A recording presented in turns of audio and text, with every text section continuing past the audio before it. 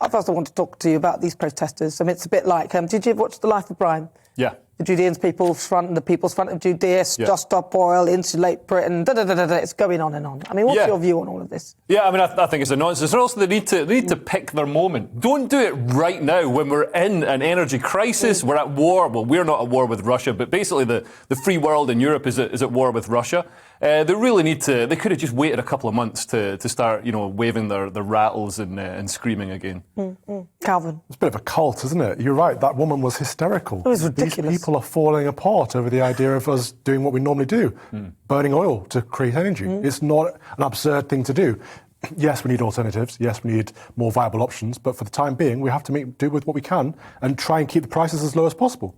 And for her to say that it's going to destroy her children's future, actually oil and fossil fuels enable the modern world, enable this, relative luxury that we live in compared to, 100 years ago, 200 years ago. We do. And if you look at the carbon emissions, obviously, from this country, although we do this offsetting thing, so it's not quite as a tiny percentage of the world's carbon is it being emitted from the United Kingdom, as it were, in comparison to the other countries. So it begs the question, why on earth they're just wasting their time here when there's so many other countries, if they really were serious about their protests, that they could go to. It just doesn't... That's the thing that really gets to me now. It really, really gets on my nerves because our carbon emissions have been going down rapidly since the 60s. We hardly produce any compared to, relatively speaking, compared to other nations. I think China produces more than most of Europe combined. Go over there, protest over there, stick your face with glue to the road in China.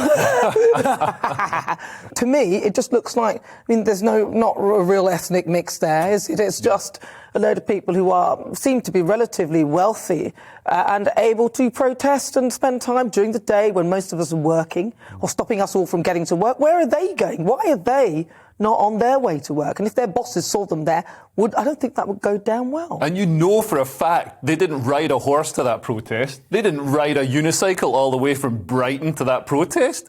They got transport there that burnt fossil fuels. They're wearing artificial fibres that are made from fossil fuels. All the good things in their life are as a result of our exploitation of fossil fuels. And yet they can turn around and point the finger at other people and say, oh no, but you have to lose your quality of life. I think, Michael Jackson said it best. It's, one of the things he got right. Start with the man in the mirror. Yeah. And don't look at the other stuff Michael Jackson I think did. that's biblical. He without sin should throw the first stone. Yeah. Yes.